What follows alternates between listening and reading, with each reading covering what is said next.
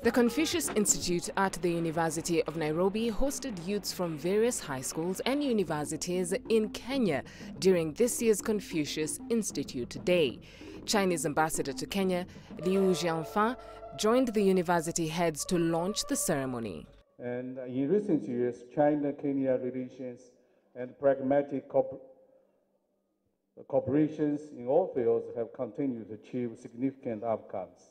With the growth of our bilateral relations, people in both countries have become more eager than ever to know each other. This year, the festival showcased the growing cross-cultural interest among the youth in the academic institutions.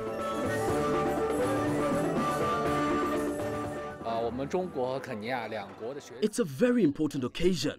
Not only have we presented Chinese pop music to the audience, but it's a cultural exchange between Kenya and China. My most favorite proverb is actually from Confucius, saying, 有朋自远方来，不亦乐乎? Meaning, isn't it a happy thing to have a friend from afar come to see you? Because China and Kenya are distant, they are quite far from each other. But having Chinese people come to Kenya to experience Kenyan culture, to experience Kenyan food, and us Kenyans going to China to experience Chinese culture and Chinese food, we kind of bring these experiences together to make one very beautiful experience.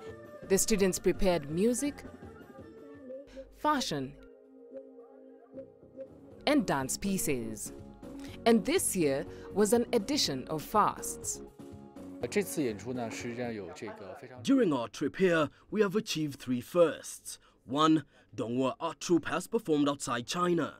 2nd, the art troupe was able to perform in front of the Kenyan audience. 3rd, we were able to go to all 4 Confucius Institutes in the country.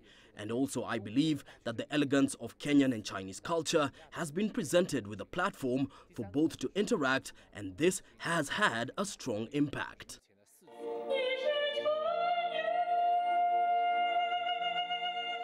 There is a growing interest to learn the Chinese language and culture among the Kenyan students.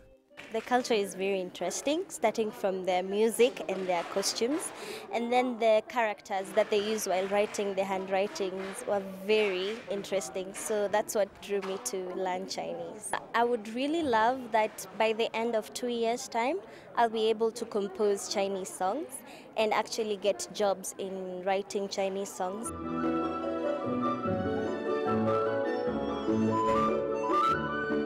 I started my Chinese journey about 12 years ago in 2005 when the Confucius Institute here was established. I was among the first students to start the classes. So I got an opportunity to go to China in 2006 on a scholarship. I was also the first student to represent Kenya in the International Chinese Bridge competition, which is held every year. Ever since that time, I've had kind of a romantic journey with the Chinese culture. With several fasts having been achieved during this Confucius Institute Day, youths from several institutions presented themselves to commemorate the Chinese Mid-Autumn Festival and, in turn, the long-standing history between China and Kenya. Berry Loro for CGTN, Nairobi.